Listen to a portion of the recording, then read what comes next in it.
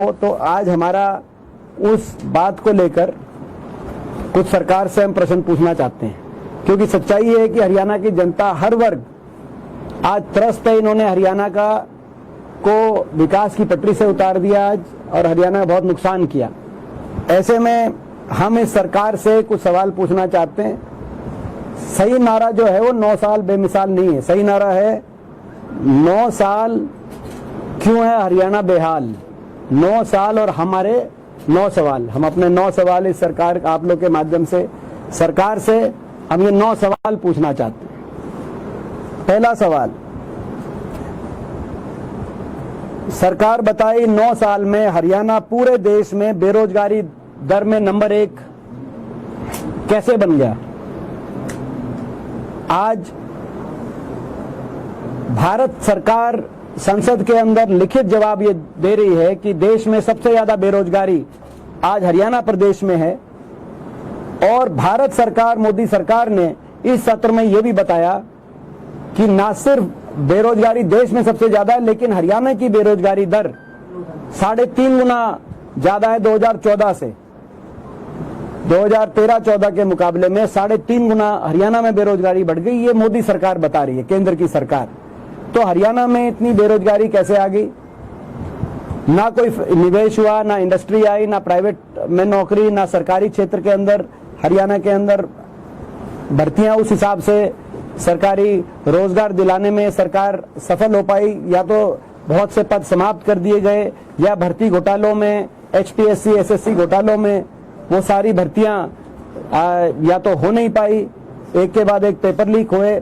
और जो फिर भी कोई एक आधी लिस्ट आई तो आपने जैसे देखा कि उन लिस्टों में हरियाणा से ज्यादा हरियाणा के बाहर के बच्चों को प्रेफरेंस दी गई। जैसे कृषि विभाग के लिए अभी HPSC ने 600 ADO पद की भर्ती करी, जिसमें केवल 50 का चयन किया गया, जिसमें केवल 24 हरियाणा के थे 600 पदों के अगेंस्ट।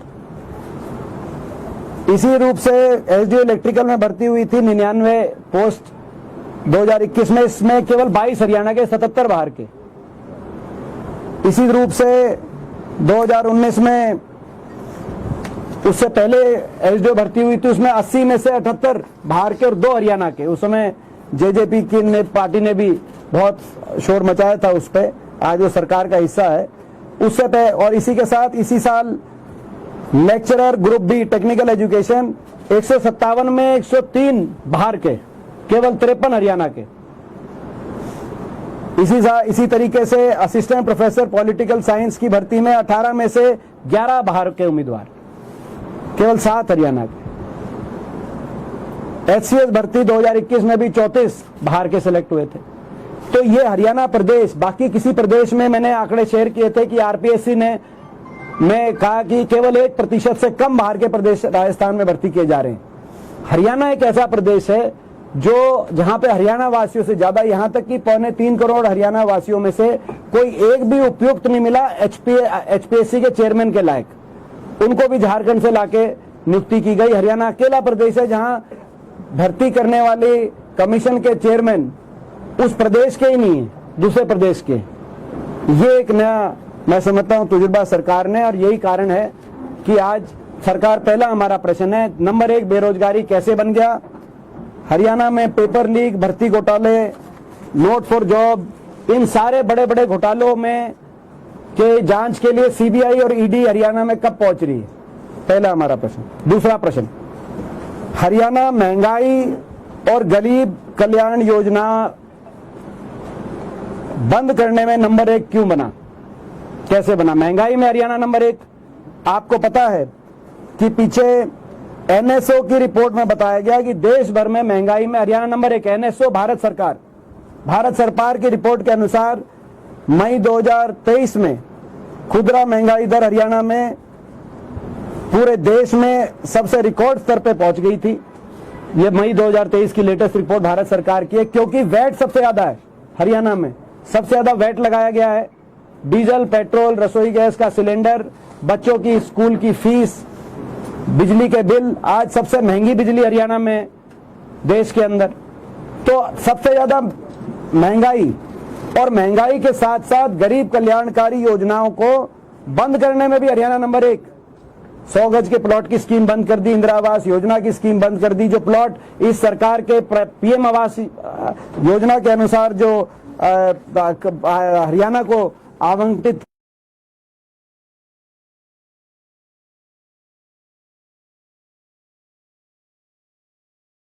किया गया,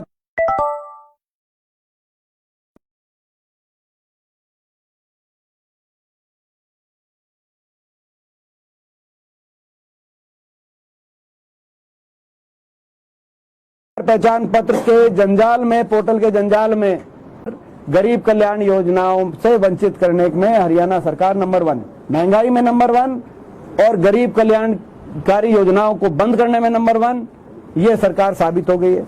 तीसरा सवाल, पहला बेरोजगारी का, दूसरा में नंबर 1, गरीब की कमर तोड़ने में नंबर 1। जो हरियाणा कभी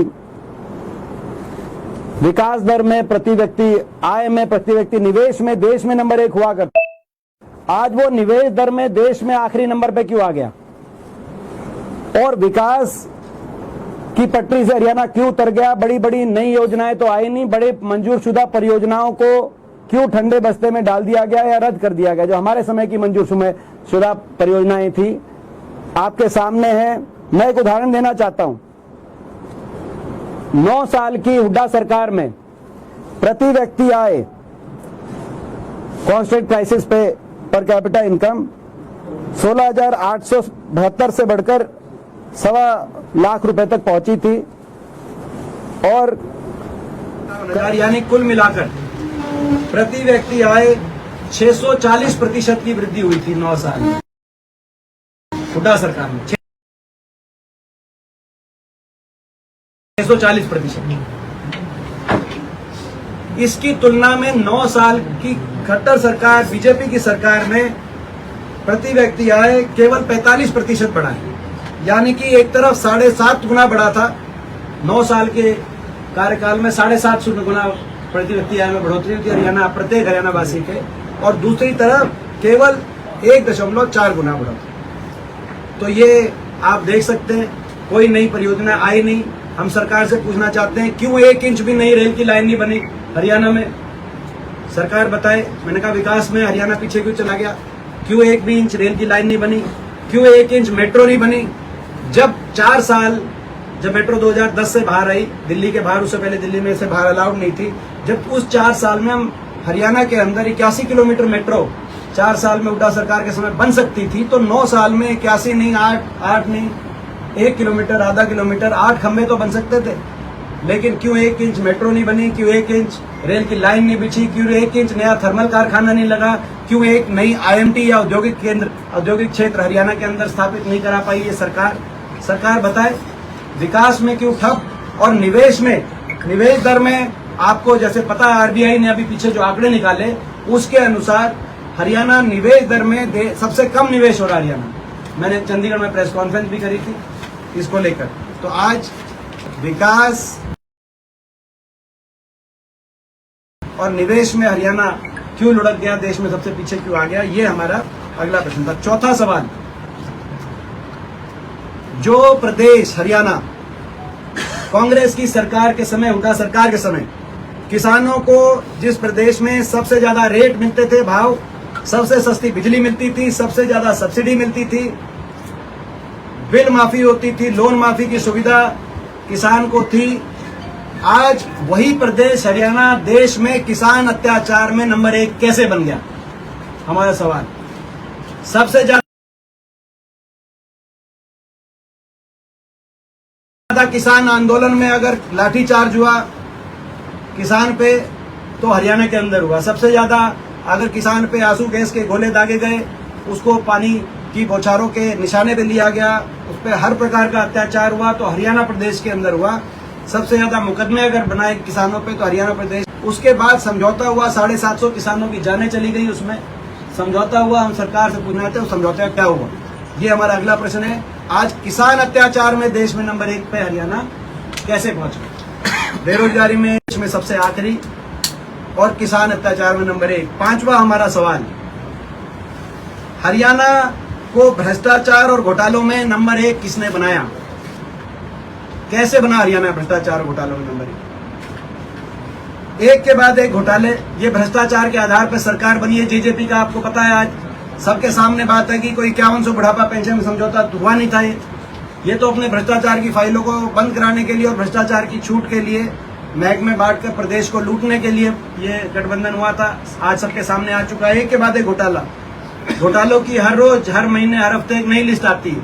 कोई नया घोटाला आता है। जमीन घोटाला नीरज दफ्तवार, जमीन और संपत्ति घोटाला जवाहर यादव, शराब घोटाला डिप्टी सीएम महकमा, जहरीली शराब घोटाला, सीएजी आबकारी घोटाला लेटेस्ट, एचएसएससी घोटाला, एचपीएससी घोटाला, पेपर लीक घोटाला, कैश फॉर जॉब घोटाला, डाडम खनन घोटाला, यमुना खनन घोटाला, ग्वाल पहाड़ी घोटाला, प्रॉपर्टी आईडी घोटाला, धान घोटाला, चावल घोटाला, बाजरा खरीद घोटाला, राशन घोटाला, सफाई फंड घोटाला, रोडवेज किलोमीटर स्कीम घोटाला, एस्टेट घोटाला, छात्रवृत्ति घोटाला, फसल बीमा योजना घोटाला, बिजली मीटर खरीद घोटाला, मेडिकल सामान खरीद घोटाला, शुगर मिल घोटाला, अमृत योजना घोटाला, जो अरविंद शर्मा जी ने जो कहा कि रोहतक के कोई पूर्व मंत्री उसमें शामिल है, अमृत योजना घोटाला, सड़क निर्माण घोटाला, स्टेडियम निर्माण घोटाला अंबाला के अंदर जो किया जा रहा है, फैमिली आईडी घोटाला, आयुष्मान योजना घोटाला इत्यादि। ये घोटालों का प्रदेश, भ्रष्टाचार में प्रदेश में नंबर 1 बन गया। भ्रष्टाचार के आधार पर समझौता हो गया और जो है भ्रष्टाचार के आधार पर समझौते वाली सरकार ने आज हरियाणा को भ्रष्टाचार में इतना कलंकित कैसे किया, ये हमारा प्रश्न। सवाल नंबर 6, जो हरियाणा खेल खिलाड़ियों का हरियाणा था, दूध दही का खाना था, आज वो हरियाणा नशाखोरी में देश में नंबर 1 कैसे बन गया? नशे का कोई लेना देना था हरियाणा में? आज हरियाणा के कोने कोने में नशे की समस्या इतनी व्यापक कैसे हो गई? बेरोजगारी देश में सबसे ज्यादा, नशा देश में सबसे ज्यादा, पंजाब से ज्यादा ओवरडोज में डेथ हो गई पिछले साल हरियाणा में। पंजाब में जब इतनी ओवरडोज की डेथ हुई तो पूरे पंजाब की राजनीति नशे के इर्द गिर्द घूम गई, लेकिन हरियाणा के अंदर जो आज सरकार ये जवाब भी उसको देना नहीं चाहती। ये हमारा सवाल कि नशाखोरी में देश में नंबर 1 हरियाणा कैसे बन गया। अगला सवाल, जो कांग्रेस राज में हुड्डा साहब की सरकार के समय अपराधी और गैंगस्टर हरियाणा छोड़ के भाग गए थे, उस हरियाणा को अपराध में नंबर 1 किसने बनवाया? और ये अपराध में सबसे आगे के प्रदेशों में हरियाणा भारत सरकार बता रहा है। भारत सरकार के आंकड़े महिलाओं के ऊपर अपराध में टॉप 5 में, महिलाओं के ऊपर, दलितों के ऊपर अपराध में टॉप 5 में हरियाणा पहुंच चुका है। जैसे कि आप जानते हो, कानून व्यवस्था चौपट होने के कारण, व्यापक बड़ी घटनाएं होने के कारण बड़ा जान माल का नुकसान जो आपने देखा, कई बार हरियाणा में इस तरह की बड़ी जो है परिस्थितियां बनी, जो कानून व्यवस्था विफल हो गई, मशीनरी मफिन हो गई, उसके नुकसान में भी जम्मू कश्मीर से ज्यादा नुकसान जान माल का इस सरकार में हरियाणा में बार। तो हर तरीके से कानून व्यवस्था में की विफलता में आज हरियाणा देश में सबसे खराब स्थिति में क्यों आया, ये प्रश्न बनता है।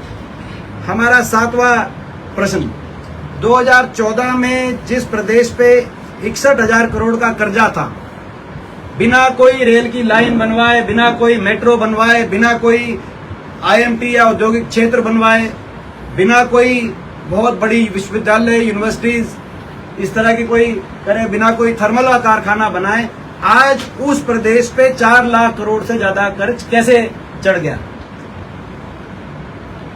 तो ये भ्रष्टाचार की देन है। आज हर प्रत्येक हरियाणा वासी पे 1.5 लाख का कर्ज हर प्रदेशवासी पे चढ़ाने का काम इस सरकार ने किया।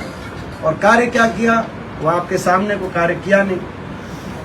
8वां सवाल, प्राइमरी से लेकर उच्च शिक्षा तक हरियाणा का सरकारी शिक्षा तंत्र बर्बाद क्यों हुआ? आप देख रहे हैं प्रदेश के अंदर अभी NIRF, national institute ranking framework की जो आई थी, रैंकिंग आई थी, ये भी रैंकिंग कोई हमने नहीं करी, भारत सरकार की रैंकिंग में। इसमें शिक्षा नीति की पोल खुल गई।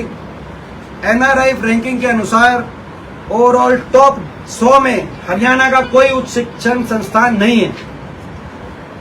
विश्वविद्यालय की रैंकिंग में गिरावट आई। आपको याद होगा 2014-15 जब मोदी सरकार आ गई थी प्रदेश में, देश में, उस समय की जो रैंकिंग आई थी ministry of human resource development की, उस समय हरियाणा के 7 यूनिवर्सिटीज, रोहतक भी यूनिवर्सिटी शामिल थी, उस समय टॉप 100 में थे।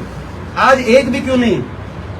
उस शिक्षा की ये स्थिति क्यों गिर गए? कौन जिम्मेदार है? एमबीबीएस में जो हमारे समय 40,000 रुपए की फीस थी, आज वहां पर 40 लाख की बॉन्ड की प्रत्येक स्टूडेंट से 40 लाख की बॉन्ड की कंडीशन कहां आई? क्या कोई गरीब माता पिता, कोई मध्यम वर्ग का माता पिता 40 लाख रुपए दे सकता है? मेडिकल कॉलेज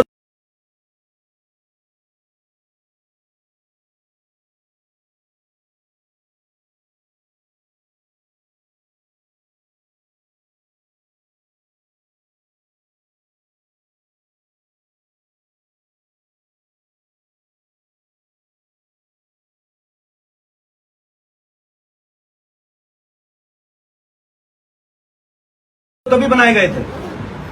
एक ऐसा कोई इंस्टीट्यूट हरियाणा के अंदर कोई स्थापित नहीं हुआ इस सरकार में।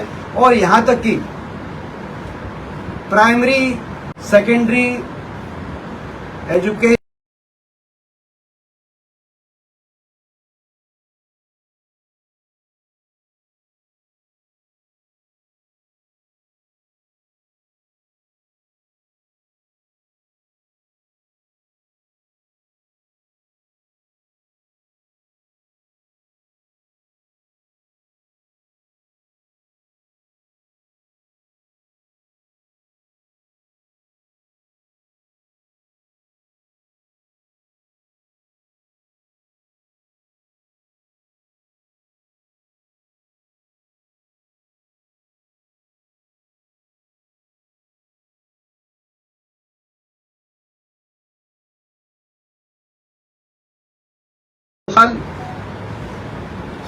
खिलाड़ियों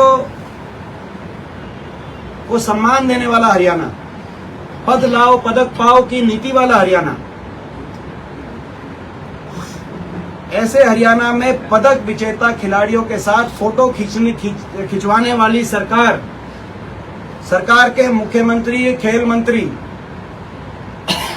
आज खिलाड़ियों को पद क्यों नहीं देना चाहते, प्रतिष्ठा क्यों नहीं देना चाहते? और छोड़ो पद और प्रतिष्ठा छोड़ो, हमारी महिला खिलाड़ियों को न्याय भी क्यों नहीं दिलवाना चाहते?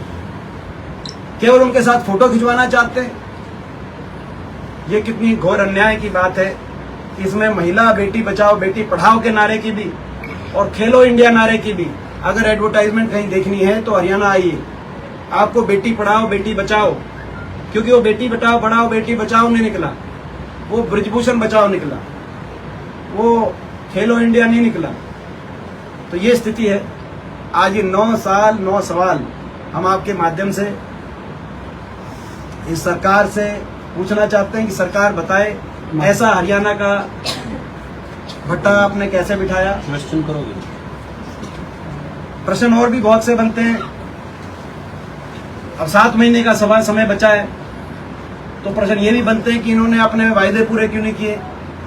एमएसपी गारंटी कहाँ है? भाजपा के मैनिफेस्टो में था कि किसान की आमदनी दुगनी होगी, उसका क्या हुआ?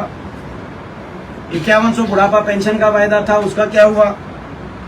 ओल्ड पेंशन स्कीम का वायदा था, उसका क्या हुआ? पंजाब पे स्केल की बात थी, उसका क्या हुआ? मनेठी एम्स की बात थी, उसका क्या हुआ? 7 महीने में हर जिले में मेडिकल कॉलेज खुलने की बात थी उनके मैनिफेस्टो में, उसका क्या हुआ? कच्चे कर्मचारियों को पक्का करने की बात थी, उसका क्या हुआ?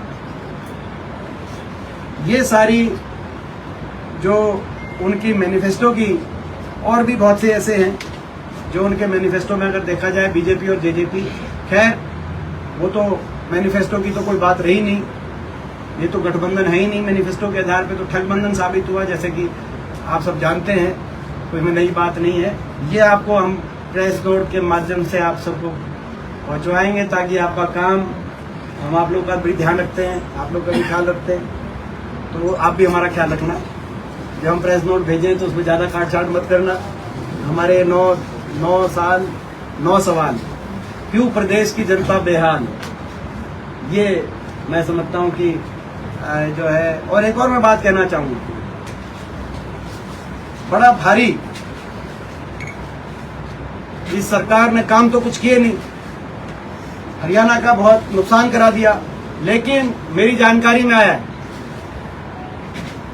कि लगभग सरकार ने डीपीआर महकमे में 525 करोड़ का बजट 2023-24 के लिए, जिसमें से 250 करोड़ का इलेक्ट्रॉनिक मीडिया के लिए और फिर अलग अलग, तो इतना भारी बजट सरकार ने, मैं समझता हूं, क्योंकि ये लोग आम आदमी पार्टी को कहते थे, उससे भी 2 कदम आगे निकल गए। तो काम करो मत, और इतना बड़े पैमाने पे ये बजट खर्चा जा रहा है। आप लोग सभी रोहतक के हमारे प्रेसकर्मी ईमानदार और निर्भीक पत्रकारिता के प्रतीक हैं। मैं समझता हूं कि आपकी कलम में वो साख है और वो ईमानदारी है जिसको किसी भी प्रकार का कोई बजट प्रभावित नहीं कर सकता, और आप हमारी खबरें अच्छी तरह लगाएंगे। मगर इन्होंने ये किया, इन्होंने करने काम किया है, तो ये मैं समझता हूँ इसका भी मुंहतोड़ जवाब आप लोग के माध्यम से आप देंगे। और वैसे भी सोशल मीडिया का भी है, आजकल सोशल मीडिया अच्छा चलता है।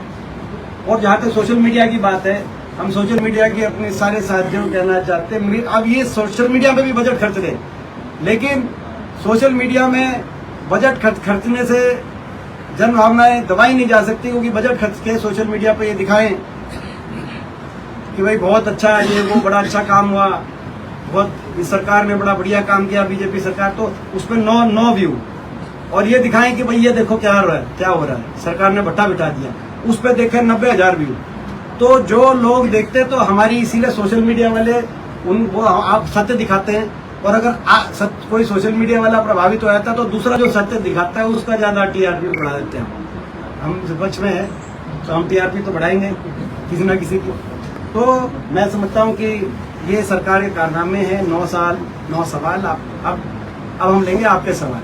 9 साल 9 सवाल, ये हमारी तरफ से नीरज बत्तौर का और जवाहर यादव का जो नाम तोड़ किया, लेकिन लीकर मामले में आपने डिप्टी सीएम और उसका विभाग को नहीं दिखाया भाई नहीं, वो भाई नेम ही है, तो अपना नहीं, वो असल में वो दोनों घोटाले, जमीनी घोटाले, लेकिन बाई नेम अलग अलग घोटाले थे, और तो है ही,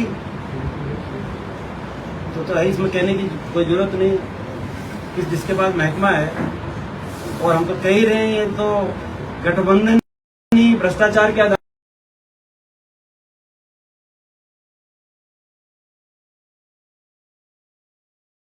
पे हुआ है। 5100 बुढ़ापा पेंशन तो केवल लोगों को दिखाने के लिए कहा था, और हम क्या कह रहे हैं, जेजेपी के विधायक ही बता रहे हैं। नारनौल से विधायक पंडित राम कुमार गौतम जी बता रहे हैं कि खोपर एकलाई जीवन लग रहा है। वो कह रहे हैं, ऑफिशियली का रिकॉर्ड है, उनका स्टेटमेंट है। इसका कहने की क्या गुंजाइश रहती? कौन जी ईमानदार लोगों की खून पसीने से कमाई गई राजस्व को जीवने की सरकार साबित हो रही है, ये उन्होंने ठीक कहा। तो इसमें जेजेपी और बीजेपी में कंपटीशन चल रहा है, कौन सा ज्यादा, किसका कौन मंत्री, कौन ज्यादा इसमें आगे आएगा। और ये हम बताएं उससे पहले दादा गौतम बता गए।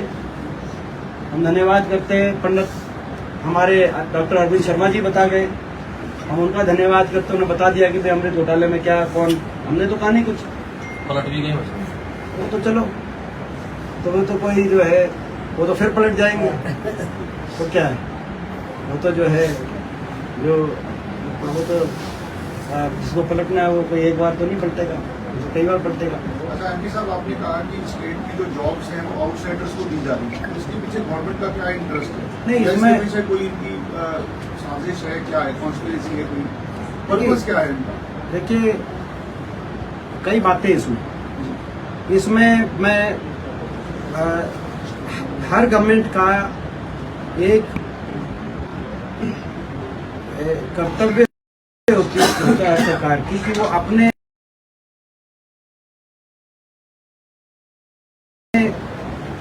प्रदेश के नौजवानों की अधिकारों की रक्षा करें।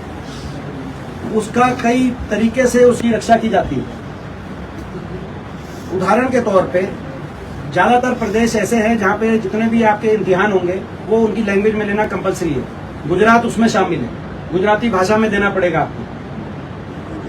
पंजाब हर जगह आपको उनकी लैंग्वेज में देना पड़ेगा। जहां पे उनकी लैंग्वेज नहीं है और हिंदी में आए, जैसे हम हिंदी उसमें आते हैं रीजन में, तो जैसे राजस्थान में मैंने कहा राजस्थान के अंदर 40% राजस्थान की जनरल नॉलेज। और जैसा कि बीडी कल्ला जी जो वहाँ के शिक्षा मंत्री थे उनके पास ये जो है उन्होंने राजस्थान की विधानसभा में जवाब दिया कि पिछले गहलोत सरकार के कार्यकाल में 1% से कम नौकरी राजस्थान से बाहर को के जो है लोगों को राजस्थान में मिली, चाहे वो आरपीएससी की बात हो चाहे वो स्टाफ सिलेक्शन की बात। हरियाणा के अंदर इससे विपरीत स्थिति बन रही है। ना तो कोई अपना जनरल नॉलेज का कोई प्रावधान रखा गया है, डोमिसाइल की जो कंडीशन थी वो रिलैक्स कर दी गई है 5 साल। तो ये एक अकेला ऐसा प्रदेश है, एचपीएससी के चेयरमैन बाहर से लाके नियुक्त कर दिए गए। उनकी जितनी भी भर्तियां आ रही हैं या तो रिक्त पद छोड़े जा रहे हैं या वो बाहर से आके भर्ती हो रहे हैं। एक के बाद एक लिस्टें आ रही हैं और दफ्तरों के अंदर करोड़ों रुपए की बरामदगी हो रही है। जब दफ्तरों के अंदर करोड़ों रुपए की बरामदगी हो रही हो एचपीएससी में, एचएसएससी में, अगर आप बाहर, मेरा ये अंदाजा है, बाकी ये जब ये जांच का विषय है कि भाई इतने बड़े पैमाने पे बाहर के नौजवानों को हरियाणा में जो रोजगार मिला, मगर मेरा ये अंदाजा है ये जो पेपर लीक गैंग और ये जो हैं, ये जो सारे हैं, ये जो बाहर, अगर आप बाहर के नौजवानों को अगर भ्रष्टाचार के माध्यम से अगर दोगे तो हरियाणा के अंदर वो जो है उस रूप में आपकी जो है, मैं समझता हूँ कि उस बात को दबाए रखे रहने के लिए बाहर के नौजवानों में आप जो है इस पे लूट खसूट करके वहां पे उस माध्यम से आप जॉब दो, तो कहीं ना कहीं भ्रष्टाचार इसके पीछे अगर कोई कारण है, मेरा मानना है कोई गहरी साजिश से ज्यादा भ्रष्टाचार। और दूसरा, मुख्यमंत्री जी ने तो स्वयं कह दिया था कि हरियाणा निवासी कंधे से नीचे मजबूत होते ऊपर कमजोर होता है। ऐसा लगता है कि वो अपनी बात को सही साबित करने के लिए जो है इस तरह की जो लिस्टें हैं जो निकलती हैं, तो हम अपनी बात को सही साबित करने के लिए इन लिस्टों को निकलवाने में आमादा रहते हैं। मगर असली कारण अगर रूट का कारण है तो भ्रष्टाचार। दीपेंद्र जी, आपने बहुत से घोटालों का जिक्र किया और कुछ नाम भी लिए, और चाहे भूपेंद्र हुड्डा हो या आप हो या कांग्रेस का कोई लीडर ये कह रहे हैं कि कांग्रेस की सरकार बनने जा रही है। क्या उन लोगों के खिलाफ आपकी सरकार बनने के बाद एफआईआर दर्ज होगी? देखिए, भ्रष्टाचारों की एक लंबी लिस्ट मैंने आपको बताई। मैं समझता हूं कि आपको बताई नहीं, आपको पता ही है इनकी भ्रष्टाचार की जो ये वही भ्रष्टाचार के मामले हैं जो समय समय पे मीडिया के माध्यम से उजागर हुए हैं पिछले 9 साल में। मैंने सारी लिस्ट एक साथ आपके सामने पढ़ दी। मैं मानता हूं कि कांग्रेस पार्टी एक बाकायदा चार्जशीट तय करेगी, चार्जशीट कमेटी बनेगी हमारी, जो कि सारे ये जो घोटाले हैं इनको सारे सरकार के खिलाफ एक चार्जशीट हम लेके आएंगे और लोगों के आशीर्वाद से अगर कांग्रेस पार्टी की सरकार बनती है प्रदेश में तो मैं उम्मीद करूंगा निश्चित तौर से जहां ये भ्रष्टाचार के मामले आए वहां पे कार्रवाई। आपने पर्टिकुलर नाम लिए हैं, आपने नाम ले दिया तो उनसे ये कह सकते हैं कि पर्टिकुलर उन लोगों ने भ्रष्टाचार किया, तो ऐसे लोगों के खिलाफ क्या एफआईआर दर्ज कराई है? देखिए, मैंने जो भ्रष्टाचार के जितने भी मामले बताए हैं आपको, उन सब मामलों में जांच होनी चाहिए और भ्रष्टाचार की उचित कार्रवाई होनी चाहिए। यदि कांग्रेस पार्टी को अवसर मिलता है तो जितने भी भ्रष्टाचार के मामले हैं उनमें जांच होगी और हम पूरी कार्रवाई कराएं। जो उचित कार्रवाई जो बनती है कार्रवाई वो तो होनी चाहिए। दीपेंद्र जी, एक कंपनी को सरकार ने ब्लैक लिस्टेड किया है, यासी नाम की जो प्रॉपर्टी सर्वे करती है। अब मैंने प्रॉपर्टी आईडी घोटाला भी आज बोला था, और मगर वो जो हाँ सॉरी उसमें एक बड़ा अमाउंट ऑलरेडी रिलीज किया जा चुका है और सभी उनमें प्रॉपर्टी आईडी सब में त्रुटि मिल रही है, तो क्या उस कंपनी से वापस वो जो भी दिया गया है उससे वापस नहीं लिया जाना चाहिए? देखिए, ये जो आपके लोकायुक्त द्वारा, सरकार नहीं लोकायुक्त द्वारा की गई कार्रवाई है और इसमें करोड़ों रुपए की पेमेंट हो चुकी है। ये आज ही कार्रवाई हुई है, तो निश्चित तौर पे फैमिली आईडी का जो प्रॉपर्टी आईडी का जो घोटाला था, ये बड़े व्यापक पैमाने पे घोटाला था, जिसकी वजह से हरियाणा के आज उन्होंने बताया कि पता नहीं कितने लाखों जो है प्रॉपर्टी आईडी के मामले गलत हैं, त्रुटियां पाई गई, लाखों की संख्या। तो एग्जैक्ट फिगर आपको ध्यान होगा, लेकिन 48 लाख का। हाँ, तो बहुत बड़ी संख्या में 40 लाख जैसे आप बता, तो बहुत बड़ी संख्या होती है। तो एक बड़ी इतने व्यापक पैमाने पे घोटाला हरियाणा की सरकार की मध्यस्थता के बिना, सरकार के बैठे हुए मंत्रियों की इन्वॉल्वमेंट के बिना संभव नहीं है। अब लोकायुक्त ने उसके खिलाफ कार्रवाई के लिए अपने आदेश दे दिए, लेकिन ब्लैक लिस्ट लेने से काम नहीं चलेगा। ये भी एक वैसा ही विषय है कि जो भी भ्रष्टाचार में इसमें शामिल पाया जाए उस पर पूरी कार्रवाई हो। कई घोटाले तो इसमें मैंने लिखे नहीं। रोहतक में सफाई घोटाला, मतलब ये तो वो वाले घोटाले हैं जिन्होंने प्रदेश की हेडलाइन में जो आए, प्रदेश की हेडलाइन में। जो स्थानीय घोटाले हैं, फरीदाबाद के अंदर कॉरपोरेशन घोटाला, म्युनिसिपल कॉर्पोरेशन घोटाला, वो जो हमारे एक विधायक जो गुड़गांव के अंदर म्युनिसिपल कॉर्पोरेशन घोटाला, रोहतक के अंदर सफाई टेंडर घोटाला, वो आपने देखा, वो भी सामने आया था। तो वो लोकल लेवल के घोटाले इसमें नहीं है, इसमें तो क्या प्रदेश स्तर के घोटालों की लिस्ट है। इन बीजेपी के घोटालों के लिए हमें एक नई किताब निकलवानी पड़ेगी।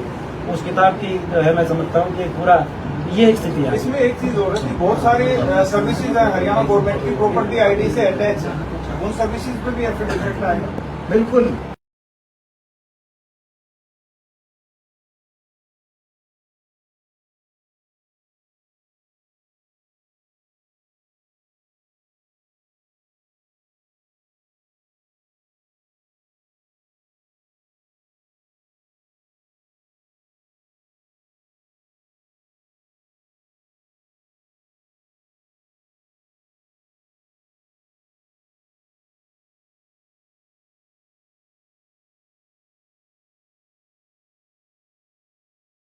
गवर्नमेंट के बिना सरकार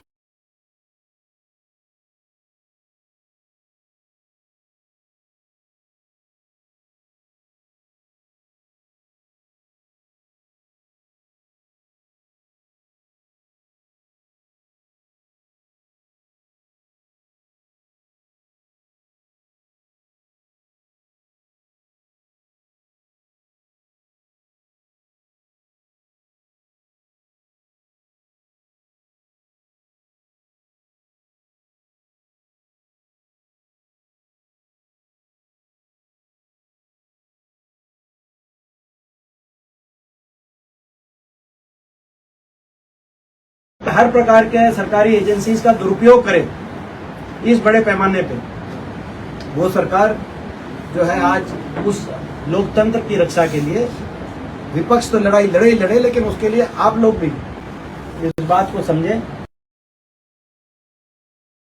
कि अगर इस तरीके से सरकार विपक्ष की आवाज को, अब राजस्थान में चुनाव के डिक्लेयर होते ही ये छापे जो पड़ रहे मारे जा रहे हैं।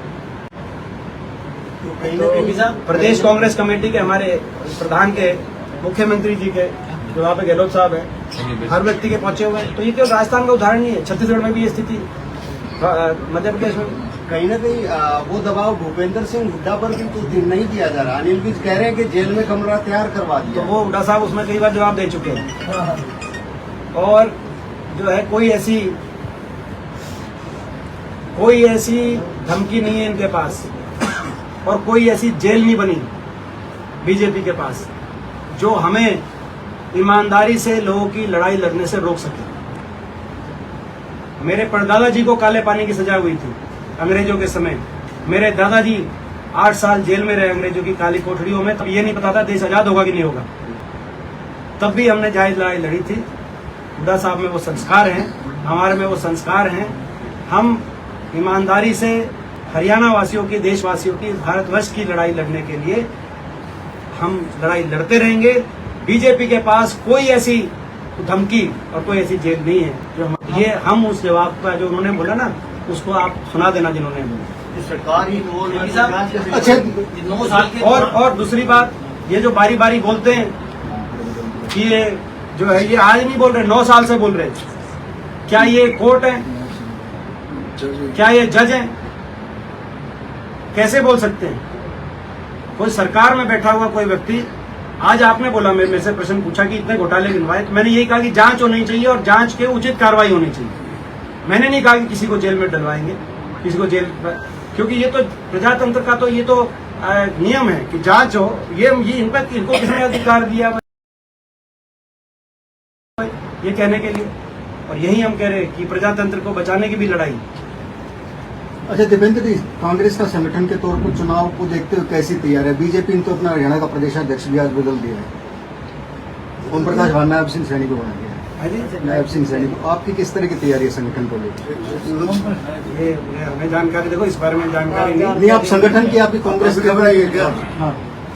कांग्रेस की क्या तैयारी है? संगठन को लेकर कांग्रेस की तैयारी है वैसे अच्छा, एक बार चेक करके बताएंगे उसके बारे में। जहाँ तक कांग्रेस की बात है, देखो वो तो मैं चेक करके बताऊंगा, उसमें जब तक पूरी हमें खबर नहीं मिलेगी। लेकिन कांग्रेस का संगठन, हमारा संगठन बना हुआ है, हमारा संगठन बहुत मजबूत भाई, हमारा संगठन बना हुआ है, हमारा संगठन बहुत मजबूत है।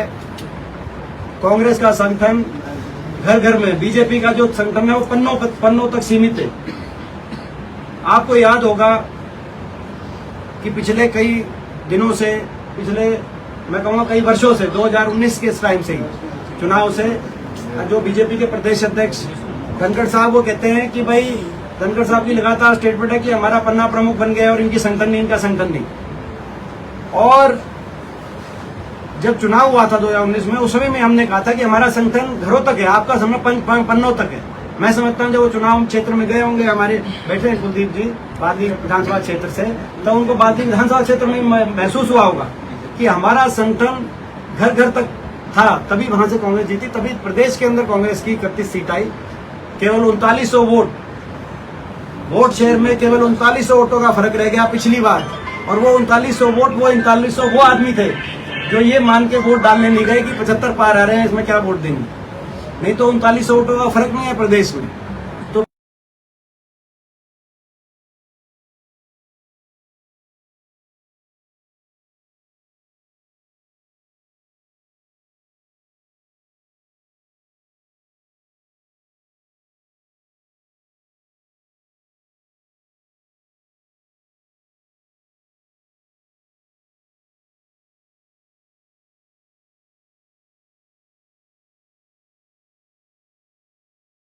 कृष्ण कोई ये सवाल नहीं पूछने जाना था। वो तो इसलिए कि बीजेपी का अध्यक्ष बदल दिया है। आपका तो ठीक था, मैं ये तो सुनो, फिर पैसे तो दिलवा दो।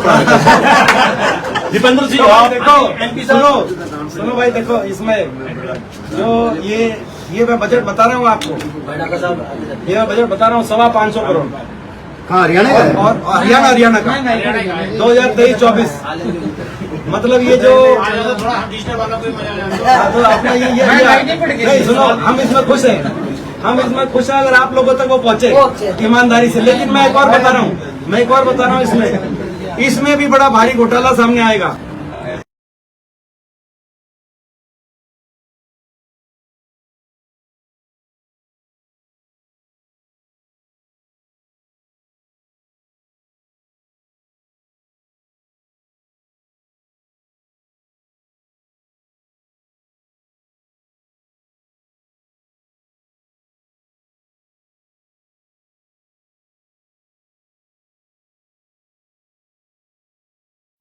है आम आदमी पार्टी के जो लीडर हैं और दिल्ली के मुख्यमंत्री केजरीवाल, उन्होंने, केजरीवाल जी ने हरियाणा में उपचुनाव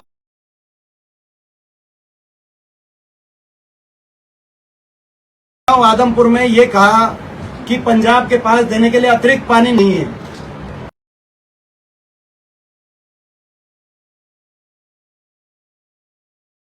इसीलिए पंजाब पानी नहीं दे रही। मगर वो फैसला तो उनका थोड़ी है, ये भी फैसला सुप्रीम कोर्ट ने करना था जब दो भाइयों में लड़ाई हो जाए कि पानी ज्यादा है कि कम है, तो कोर्ट फैसला करे। कोर्ट ने फैसला कर दिया कि पंजाब के पास ज्यादा पानी है इसलिए वो पानी दे। ये कह रहे हैं कि भाई खुद ही अपना फैसले के बाद बोल रहे, उस टाइम भी पहला फैसला कि हरियाणा में पानी कम है, पंजाब के पास ज्यादा है, पंजाब को पानी देना हरियाणा को। आम आदमी पार्टी को इसमें बाद में फैसले को स्वीकार करने में कोई ऐसा नहीं होना चाहिए। कल को हरियाणा कह दे, आज कह रहे हैं कि पंजाब के पास पानी नहीं है देने को, लगातार कह रहे हैं, केजरीवाल जी भी कह रहे हैं और भगवंत मान भी कह रहे हैं। देखो लगातार कह रहे पंजाब के पास पानी नहीं है देने को, कल को हरियाणा कहते कि हमारे पास पानी नहीं है दिल्ली को देने को, दिल्ली में इनकी सरकार है, फिर क्या होगा? देश ऐसे नहीं चलते। देश नियमों से, संविधान से, कायदे और कानून से चलते हैं।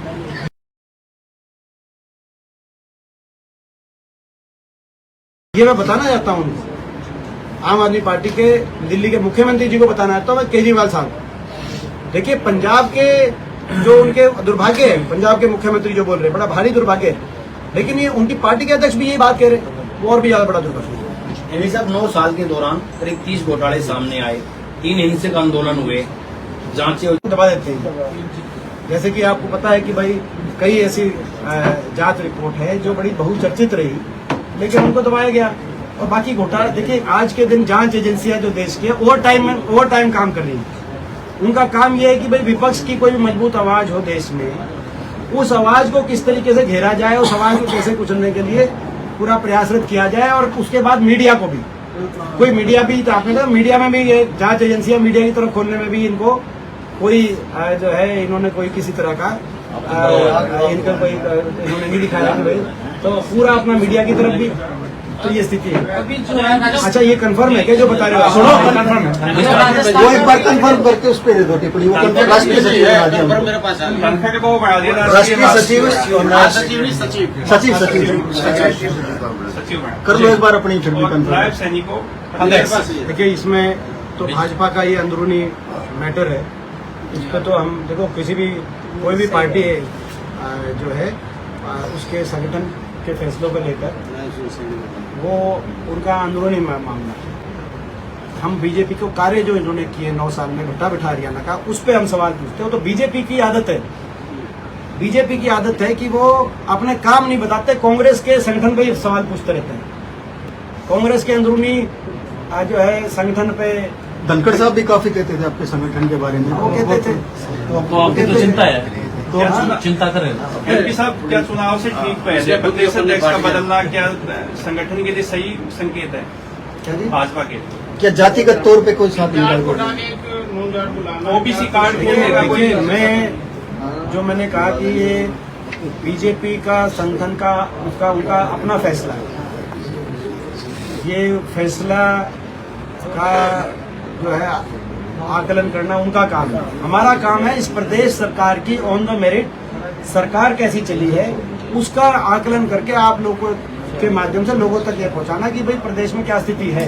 प्रदेश का तो भट्टा बिठा दिया, बना दो किसी को, किसी का बनाओ किसी को हटाओ, उससे क्या फर्क पड़ता है? लोगों का क्या भट्टा जो बिठाया, जो 9 सवाल हमने पूछे उसका बता बनाए। किसी सवाल आपके क्या चुनावी मुद्दा होंगे और जनता के बीच में जाएंगे? हम 9 तो क्या, हम तो मैं कह रहा हूँ 900 सवाल लेके जाएंगे, लेकिन हाँ ये जो है ये मुख्य मुद्दे हैं, क्या कहते हैं ओपी जी, ये मुख्य मुद्दे हैं। आप इनमें देखिए बेरोजगारी में नंबर 1 बन गया हरियाणा, महंगाई में नंबर 1 बन गया हरियाणा, नशे में हरियाणा, अपराध में हरियाणा, भ्रष्टाचार में हरियाणा। तो ये तो एक आपके और हमारे सबके लिए सोचने विचारने की बात है। विकास ठप हो गया, बड़ी बड़ी परियोजनाएं, मैं परियोजनाओं के बारे में नहीं बोला, कई दिन अलग से प्रेस कॉन्फ्रेंस करेंगे परियोजनाओं के बारे में, क्योंकि ये बीजेपी तो विकास की तो बात ही नहीं करती। हमारा मैम का इंटरनेशनल एयरपोर्ट जेवर चला गया नोएडा, अकेला मैं लड़ता रहा, प्रदेश के मुख्यमंत्री या किसी सांसद ने यह भी नहीं कहा कि ये नहीं जाना चाहिए। कितनी बड़ी परियोजना थी, उससे कितना नुकसान हुआ। इंटरनेशनल एयरपोर्ट, गोहाना में रेल कोच फैक्ट्री बनारस चली गई, ठीक है प्रधानमंत्री जी का कॉन्स्टिट्यूएंसी है, वो अपनी नहीं मंजूर कराते, ये मंजूर शुदा रेल कोच फैक्ट्री कितनी मुश्किल से मैंने मंजूर कराई होगी, वहां वो चली गई। एम्स का जो झज्जर बाड़सा वाला सेंटर है, वहां नेशनल कैंसर इंस्टीट्यूट एक बनाया था, वहां पे 10 और बनने थे बड़े बड़े इंस्टीट्यूशन, वो 10 बने नहीं। एम्स बने थी, बना नहीं।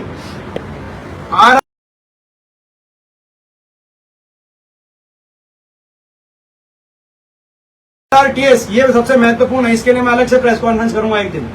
RRTS जो मेट्रो की बात होती है, मेरठ पहुंच गया। मेरठ से पहले 3 RRTS की लाइन मंजूर थी, मेरठ की चौथी लाइन थी। दिल्ली पानीपत, दिल्ली हिसार वाया रोहतक और दिल्ली अलवर मेरे ख्याल नमो जो है दिल्ली मेरठ का RRTS शुरू हो गया। रैपिड रेलवे ट्रांजिट सिस्टम है, मेट्रो मतलब सबअर्बन, उसको मेट्रो बोलते हैं। तो दिल्ली मेरठ में शुरू हो गया। आज आप देखो मेरठ में क्या जो है, मैं राजनीति के ऊपर उठ के बात कर रहा हूँ, बीजेपी की सरकार है, लेकिन वो मेरठ में बना के मंजूर हमने पहले यहाँ का कराया हुआ था। वो आसोदा के अंदर आखिरी जो बल्कि आसोदा छोड़ो, साखोल में जो आखिरी मेट्रो का खंभा है, इसके आगे 1 इंच नहीं आई। 10 साल तक इंतजार कर लिया। क्या ऐसी सरकार को 5 साल और दे, वहीं खड़ पड़ी रहे, विकास वहीं रुका रहे। हम लोग रोहतक तक नहीं, ये RRTS हम हिसार तक लेके जाएंगे। रोहतक तो आएगा। हाँ, पहले चरण में रोहतक, पहले चरण में रोहतक। एक तो दिल्ली में प्रदूषण लगातार बढ़ रहा है और हरियाणा पंजाब के किसानों को जिम्मेदार ठहराया। देखिए, प्रदूषण की जहाँ तक बात है, मैंने प्रदूषण पे हमेशा हर प्रकार की राजनीति से ऊपर उठ के मैंने बात रखी है। ये प्रदूषण की समस्या बहुत सीरियस समस्या है। आज दुर्भाग्य ये है कि 23 में से जो सबसे प्रदूषित शहर हैं देश के, 23 में से 9 शहर हरियाणा के। ये हरियाणा के लिए सोचने की बात है, हरियाणा की सरकार के लिए सोचने की बात है। और हरियाणा की सरकार में केवल सत्ता से नहीं, हरियाणा के हर राजनीतिक व्यक्ति के लिए और हर विचारक व्यक्ति के लिए सोचने की बात है। क्योंकि अगर हम इसको आप इस पे ध्यान केंद्रित करके इस मुद्दे का समाधान नहीं करेंगे अच्छे से, तो हम अब अगली पीढ़ी को हम अच्छा स्वच्छ वातावरण नहीं देके जा रहे। उनके सेहत को लेकर हम एक सवालिया निशान छोड़ के जा रहे हैं, जो कि मैं समझता हूँ कि एक हमारे लिए बहुत एक सेल्फिश अप्रोच होगी। इसीलिए हर वर्ग, मैं किसी भी वर्ग को ये नहीं कह रहा कि भाई जो है कौन जिम्मेदार है, कम है, कौन ज्यादा है। पॉल्यूशन के लिए हर व्यक्ति जो जिम्मेदार, हम सारे कलेक्टिवली जिम्मेदार है और हमें कलेक्टिवली इसका आंसर निकालना पड़ेगा। और हमें ये संकल्प लेना चाहिए। हरियाणा में आज मैंने जैसे कहा कि भाई 23 में से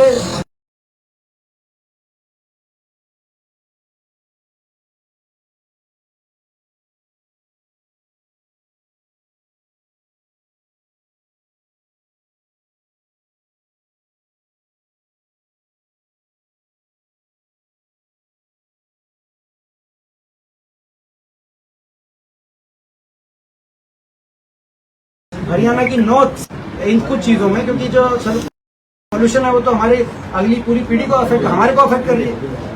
पहले जो स्थिति थी वो आज नहीं। दीपेंद्र जी, जननायक जनता पार्टी राजस्थान की सत्ता की चाबी लेने गई है, राजस्थान में चुनाव लड़ रहे हैं और ये कह रहे हैं कि इस बार सत्ता की चाबी हमारे हाथ में है। क्योंकि हरियाणा की उनकी दुकान पे ताला लग गया। हरियाणा में जेजेपी की दुकान पे ताला लग गया। ताला लगा के उनको चाबी दे दी कि भाई तुम अब जाओ, ये ताला खुलने नहीं वाला है। तो वो चाबी लेके पहुंच गए राजस्थान।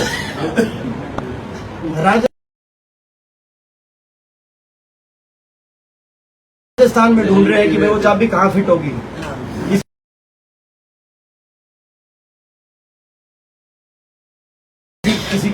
किसी के घर में, किसी की घुरेली में कहीं कितने वो ताली, मगर वो ताली तो खराब होनी। इनकी चाबी खराब होली, इनकी चाबी से कोई ताला खुलने नहीं वाला। ये इनकी दुकान यहाँ भी बंद हो गई, हरियाणा में भी इनकी दुकान, निश्चित तौर से राजस्थान में भी इनकी दुकान खुलेगी नहीं। जो है लोग बड़े समझदार हैं। आज के दिन लिया यार, ये इस तरह के लोग हैं, इनको राजस्थान में एंट्री मत दो। ठीक है, धन्यवाद। मीडिया